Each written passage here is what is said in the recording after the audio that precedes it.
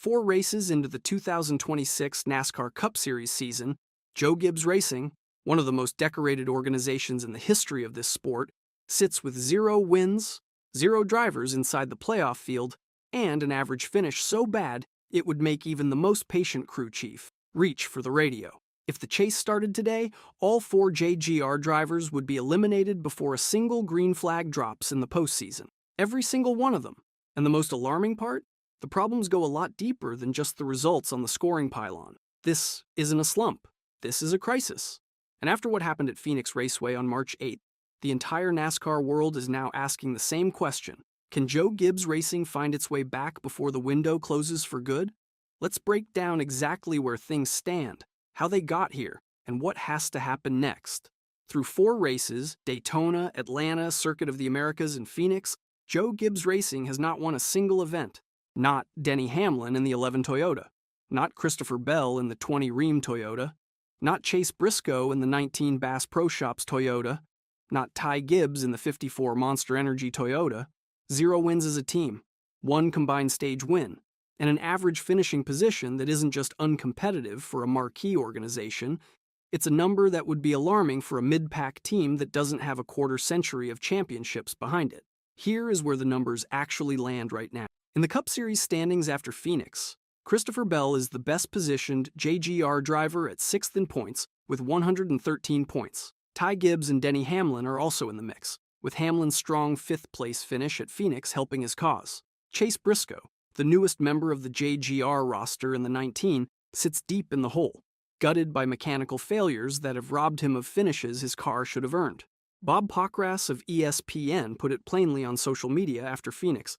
JGR is winless after 4 races, and multiple drivers remain outside the top 16. That is not the kind of sentence that gets written about a team with over 227 Cup victories and 5 championships. But that's the sentence being written right now. But that's only half the story. To understand why this situation hits as hard as it does, you have to understand what Joe Gibbs Racing has been over the past 17 years. From 2009 through 2025, JGR placed at least 1 driver in the playoffs every single season, 17 consecutive years. That streak isn't just a record, it's a brand identity. It's what separates a championship-caliber organization from everybody else. And it is now in genuine jeopardy. The talent on this roster was supposed to prevent exactly this kind of situation. Denny Hamlin brings 60 career Cup wins and multiple playoff appearances. Christopher Bell has 13 career victories and the kind of road course and oval versatility that makes crew chiefs sleep easy. Chase Briscoe arrived at JGR off the back of what Joe Gibbs himself described in a Sports Illustrated interview as a Cinderella run. 7 poles, 3 wins, a driver who scratched and clawed his way into one of the most prestigious seats in the sport. And Ty Gibbs carries the weight of a family legacy that nobody in this garage area takes lightly, particularly after the losses the Gibbs family has endured in recent years. These are not filler drivers. These are not question marks on paper. And that's exactly why the early season performance has sent shockwaves through the paddock. The race results themselves tell a sobering story. At the Daytona 500, Hamlin was collected in a crash on lap 145 and finished 22nd. Ty Gibbs was caught in a wreck and did not finish, coming home 34th. Bell managed 15th. At Atlanta, another tough weekend for most of the team, though Bell salvaged a 12th place finish and a Stage 2 win, which represents the lone stage win for JGR in the first 4 races. At COTA, Bell came home 3rd and Gibbs 4th, flashes of what this team can do, though Hamlin struggled to a mid-pack result. And at Phoenix, the story was mixed. Hamlin finished 5th, Bell crossed the line in 2nd, and Gibbs was 4th, all top 5 results. But Briscoe was a non-factor after yet another mechanical failure robbed him of what was reportedly a strong car. Ryan Blaney won at Phoenix, Tyler Reddick won at Atlanta and COTA. In fact, Reddick won the first 3 races of the season. The wins are going to Team Penske and 23XI Racing, not to the team that has dominated Toyota-powered racing for the better part of 2 decades. The qualifying performance tells its own story. JGR's average starting position through 4 races has been well outside the top 10. You cannot consistently win races or build playoff points from deep in the field. The chassis setup has been off, an observation backed by ESPN and NASCAR analyst Bob Pockras, who noted that JGR's balance issues appear to be a setup problem, not an engine problem. Toyota's power plant is described as solid. The bottleneck is in the cars themselves, not under the hood. And then came the part nobody saw coming. Even setting aside the results on the racetrack, Joe Gibbs Racing is dealing with something that has no equivalent in recent team history. The organization is currently in the middle of an active federal lawsuit against Chris Gabehart, the former competition director and longtime crew chief of the 11 car, and one of the most respected competition minds in the sport. Here is what is confirmed. JGR filed an $8 million lawsuit against Gabehart, alleging that he took confidential team information with him when he departed the organization and allegedly transferred that information to Spire Motorsports, a rival Cup team. A restraining order was sought and granted, though the scope of the order is limited. Under its current terms, Gabehart is permitted to work for Spire Motorsports, but he cannot perform competition director-level duties or crew chief-level services equivalent to the role he held at JGR for a period of 18 months. Multiple outlets, including The Athletic, Sportskeeda, and Yahoo Sports, have confirmed the legal proceedings. The competitive implications of losing Gabehart extend beyond just the 11 car. Gabehart was not only Hamlin's crew chief for years before ascending to competition director, he was one of JGR's most important internal voices on competition strategy. The Athletic's Jordan Bianchi flagged the situation directly, noting that the crew chief uncertainty around the 11 program is a real factor. Mid-season changes are not out of the question if the results don't stabilize. That is an extraordinary thing to say about one of NASCAR's flagship organizations 4 races into a season. And yet, here we are. Adam Stevens, who calls the shots for Christopher Bell over the pit wall, has been measured in his public response. His statement before Phoenix was direct. We're not hitting the panic button yet. JGR drivers need consistency. We're working toward that. Stevens is not wrong that consistency is the answer. But consistency is something this team has not been able to find across the board. Bell's second-place finish at Phoenix was a step in the right direction, but one strong weekend does not erase a difficult start to the year. But the real fallout didn't happen on the track. The post-race environment after Phoenix brought exactly the kind of candid acknowledgement you expect from veterans who know how precarious the situation remains. Denny Hamlin, speaking on SiriusXM after the race, was not hiding from the reality. His quote, "Frustrating start, but Vegas is ours," carries the confident edge of a driver who has 2 career wins at Las Vegas Motor Speedway. But there is a subtext in that statement that every longtime NASCAR fan understands. When a driver with Hamlin's experience is pointing to a future race as a lifeline, it means he knows the team still has ground to make up. You don't talk like that unless you're trying to keep momentum building. Bell was equally candid after Phoenix, per JGR's own communications. Feeling the sting were his words, even after a second-place run. That's not crisis language. That's a competitor who is frustrated by where the team as a whole stands, but composed. Bell's contract runs through 2028. So his seat isn't the concern. His trajectory is. A team with his talent finishing second but still chasing its first win of the year tells you how high the bar is in this era of NASCAR.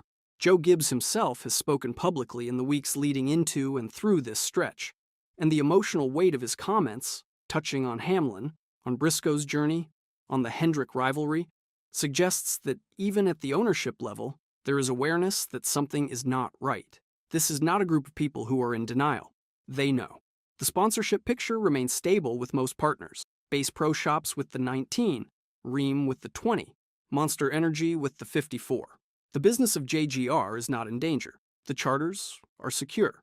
No ownership restructuring is coming. But in NASCAR, none of that matters if the cars aren't making the chase. And when you look at the standings now, you'll see why this changes everything. Tyler Reddick leads the Cup Series points with 225. He has 3 wins in the first 4 races, and is already lapping the competition in terms of race victory, becoming the first driver in NASCAR history to win his opening 3 events of a season. Ryan Blaney of Team Penske sits second with 165 points and 1 win. Bubba Wallace of 23XY Racing is third with 153. The gap between where Reddick is and where JGR's best driver sits is significant, and it is growing with each passing weekend. The playoff format context matters enormously here. In the current structure, the top 16 drivers in points after 26 regular season races earn a spot in the chase. There are no wildcard entries. There is no shortcut. A win during the regular season is worth 55 bonus points, which is a significant swing, but only if you can get to victory lane. The chase itself then runs for 10 races. With the points leader after the Homestead Miami finale crowned champion, there are no mid-chase eliminations, no round-by-round survival, just a 10-race sprint on accumulated points. What that means practically for JGR is this. Every single race from here forward is a points accumulation priority. With 22 races remaining in the regular season, there is still time, but the margin for error is shrinking. Each week that passes without a win or a strong points haul is a week that the teams around them are building separation, and Chase Briscoe remains in a deep hole, with mechanical failures having cost him results that his on-track speed suggested he deserved. The last time JGR faced a stretch like this was in 2017, when a rough early run preceded a late-season rebound that put drivers back in championship contention. The precedent for recovery exists within this organization's own history, but the competition surrounding them is deeper than it has been in years. The most urgent challenge may belong to Chase Briscoe, coming off a 2-year journey that Joe Gibbs described with genuine pride, a driver who earned his JGR seat the hard way. With 7 poles and 3 wins, Briscoe has now had multiple mechanical failures rob him of race results that his on-track performance suggested he deserved. A strong car at Phoenix ended without a finish. A competitive car at Atlanta ended with mechanical issues.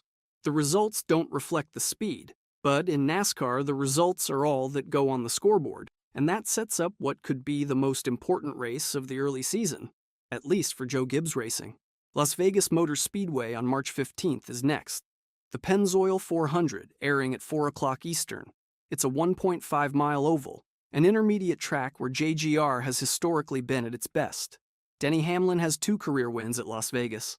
He came into the weekend as one of the favorites with strong odds cited by betting sources. The track's banking, its surface, its racing style, all of it has historically suited the JGR and Toyota combination in a way that road courses and short tracks simply do not. But here is the tension that makes Las Vegas so critical and so dangerous at the same time. If JGR goes to Las Vegas, their best track, the place Hamlin himself pointed to after Phoenix, and comes home empty again, the conversation shifts. It shifts from early season growing pains to something more structural. That narrative change would be damaging for a team trying to hold together its driver lineup, its sponsor relationships, and its playoff position simultaneously. Hamlin needs a win. Bell needs to build on his Phoenix momentum. Briscoe needs a clean race without a mechanical failure. And Ty Gibbs needs to carry forward whatever momentum he has found and prove the flashes of speed are real. The Gabehart lawsuit doesn't resolve by Sunday. The chassis setup issues don't fix themselves overnight. Las Vegas is not a magic solution. It's a test of whether this team can perform when the pressure is highest, on a track that should theoretically suit them best. And if they can't pass that test on March 15th, on a 1.5-mile oval where Denny Hamlin has literally won twice, then the questions that are being whispered in the garage right now are going to become the loudest conversation in the sport. 4 races in, JGR is still searching for its first win of the year.